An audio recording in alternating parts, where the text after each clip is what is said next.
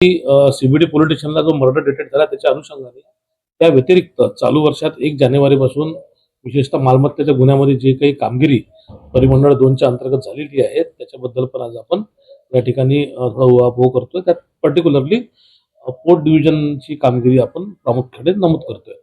17 तारखेचा इन्सिडेंट आहे. आपल्या ऑफिसच्या पुढे जो किल्ला जंक्शन आहे त्या ठिकाणी एक अननोन मेल इसमाची डेड बॉडी पडलेली होती आणि त्याचं कुठलंही आयडेंटिफिकेशन नव्हतं. घटनास्थळावर मी, माझे एसीपी, माझे सिनियर पीआय त्यांच्या डीबीच्या टीमने भेट दिली आणि काही क्लू नसताना जे काही भौतिक पुरावे त्या ठिकाणी होते, जसे काही दारूच्या बॉटल्स असतील, काही पायाला लावायची क्रीम असेल, अँटीसेप्टिक, असे पुरावे सखोल तिथलं बारकाईने निरीक्षण करून जप्त केले. सीसीटीव्हीचं आम्ही बारकाईने त्या ठिकाणी निरीक्षण केलं. काही लोक आरोपींसोबत, मैतासोबत काही आरोपी दिसले.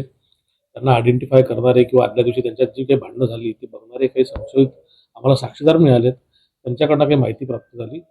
आरोपींचा ट्रेल त्या ठिकाणी काढण्यात आला आणि जे काही बॉटल मिळाली दारूची असेल किंवा ती अँटीसेप्टिक औषधाची क्रीम असेल, ती कुठल्या बॅचची आहे, ती कुठून विकत घेतली गेली याची आम्ही शोध घेतला. सीबीडीमध्ये आम्हाला ते मेडिकल शॉप मिळालं, आम्हाला दारूचे ते दुकान मिळालं, ज्या ठिकाणी ते कन्फर्म झालं की घटनेच्या पूर्वी आरोपी आणि जे मयत आहे त्या ठिकाणी आले होते. त्यांनी ती क्रीम घेतली, तिथं त्यांचं आयडेंटिफिकेशन पटलं.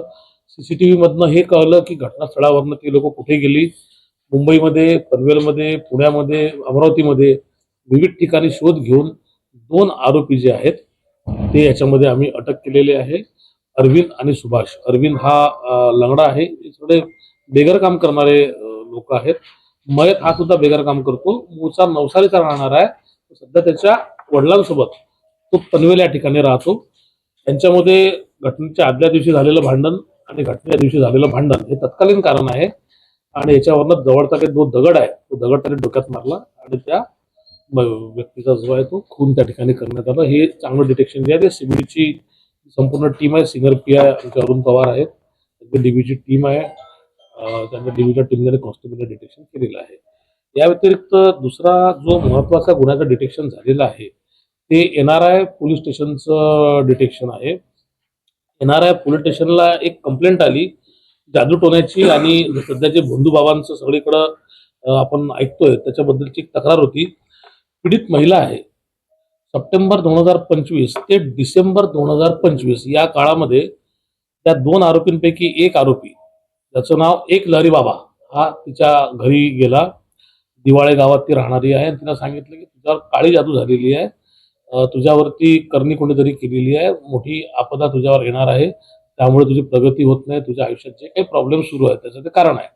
तिच्या आयुष्यात जे काही प्रॉब्लेम्स होते त्याच्यामुळे ती त्याच्या भूलथापांना बळी पडली आणि याची मोठी अघोरी पूजा करायला लागते असं म्हणून त्यांनी सप्टेंबर महिन्यामध्ये तिच्याकडनं 27,000 रुपये तो घेऊन गेला.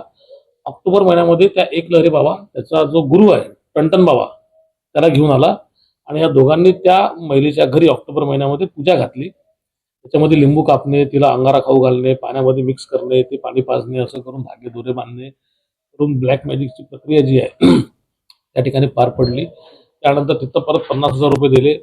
वेळोवेळी काही पैसे त्यांनी ऑनलाईन दिले, कारण जी काही आता विधी झालेली आहे ही विधीचा इफेक्ट राहावा म्हणून काही मंत्रोपचार करायला लागतील असं म्हणून ऑनलाईन आणि कॅश या दोन्ही स्वरूपात त्यांनी 1,90,000 रुपये तिच्याकडनं सप्टेंबर 25 ते डिसेंबर 25 पर्यंत घेतले. जेव्हा हे सगळं सुरू झालं, नाशिक प्रकरणानंतर सगळं बंधुभावांचं सगळीकडे बातम्यांमध्ये यायला लागलं, तेव्हा त्या महिलेला खात्री पटली की आपली सुद्धा अशीच फसवणूक झाली म्हणून ती येणाऱ्या पोलीस स्टेशनला काल आली. इमिजिएटली रात्रीच आम्ही त्यांना लोकेट केलं आणि त्यातला एक आरोपी आम्ही पकडून आणलाय. दुसरा आरोपी सुद्धा आमची टीम घेऊन त्याला जस्ट पोहोचलेली आहे. आपली पीसी चालू असताना एक आरोपी आम्ही सकाळीच घेऊन आलो. असे दोन्ही आरोपी जे एक लहरी बाबा आणि टंटन बाबा हे आमचे येणाऱ्या पोलीस स्टेशनचे सिनियर पीआय देवेंद्र पोळ, त्यांची टीम डीबीची, त्यांनी हे अथक परिश्रम घेऊन कामगिरी 24 तासाच्या आतमध्ये उघडकीस आणली आहे. आम्ही आवाहन पण करतो लोकांना याच्याद्वारे की कुठल्याही अशा प्रकारच्या अघोरी प्रथांना किंवा भूलथापांना बळी पडू नका. हा सगळा भोंदूबाबांचा फसवेगिरीचा प्रकार आहे.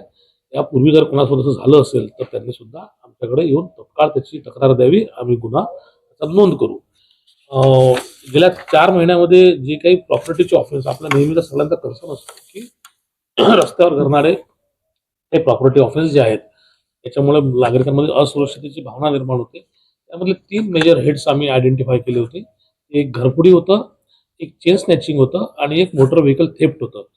नेरूळ एनआरआय सीबीडी ह्या पोलीस स्टेशनच्या अंतर्गत आतापर्यंत आम्ही वाहन चोरीचे एकूण 19 गुन्हे गेल्या 4 महिन्यामध्ये डिटेक्ट करून 19 मोटरसायकल आम्ही रिकव्हर केलेले आहे. त्याचा संपूर्ण जो मुद्देमाल आहे हा साधारणतः एक 10 ते 12 लाखाच्या सुमारास हा मुद्देमाल आहे. त्यानंतर घरफोडीचे हे टोटल 6 गुन्हे डिटेक्ट झालेले आहेत. याच्यामध्ये टोटल 36 लाख रुपयांचा मुद्देमाल आम्ही जप्त केलेला आहे. मी एक सांगायला विसरलो, वाहन चोरीच्या गुन्ह्यामध्ये आम्ही आतापर्यंत 6 आरोपींना अटक केलेली आहे.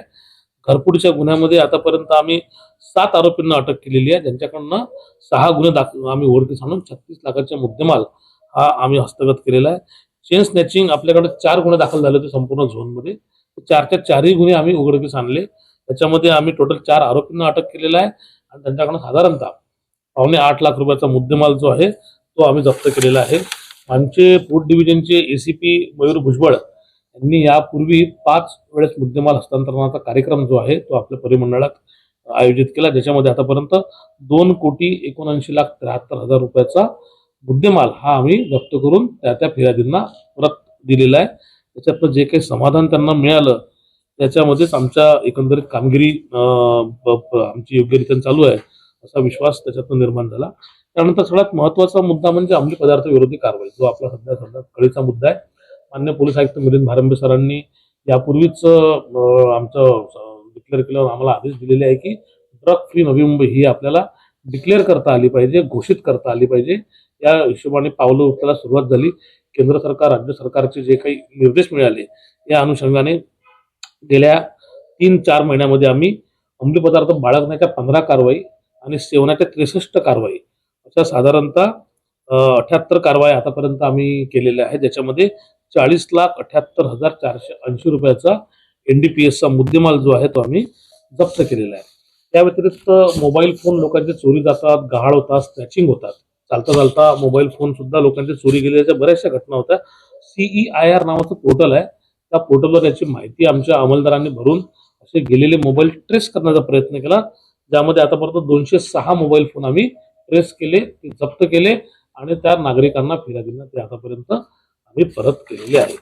ही एक सर्वसाधारण कामगिरी झोन 2 ची गेल्या 4 महिन्यातली आहे. तुमचे काही प्रश्न असतील